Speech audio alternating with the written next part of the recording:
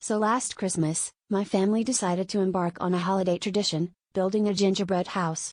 My mom, the mastermind behind this operation, gathered us all around the kitchen table with a kit she'd bought on sale.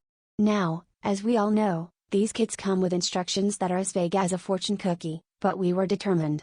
As we sat there planning our architectural masterpiece, my little brother Timmy piped up with a peculiar question: "What's the difference between a house and a mansion?"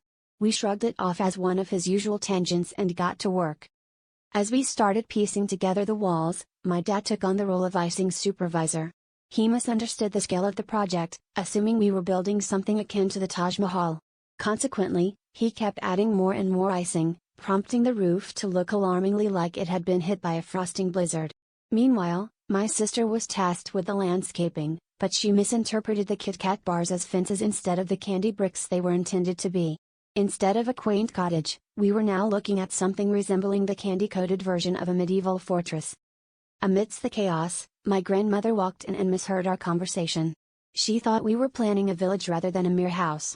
With her unmatched enthusiasm, she started breaking the remaining gingerbread pieces into smaller bits, proclaiming that everyone in the family should have their own tiny house. Enthralled by this idea, we all jumped on board. Before we knew it, our kitchen was transformed into a sprawling gingerbread metropolis, complete with a town hall, several residences, and what Timmy insisted was a gingerbread gymnasium because even cookies need to work out. By the time we finished, the gingerbread village covered the entire kitchen counter, and we were exhausted but triumphant. My dad, surveying the sweet cityscape, declared, "Well, it looks like we really took the cake this year."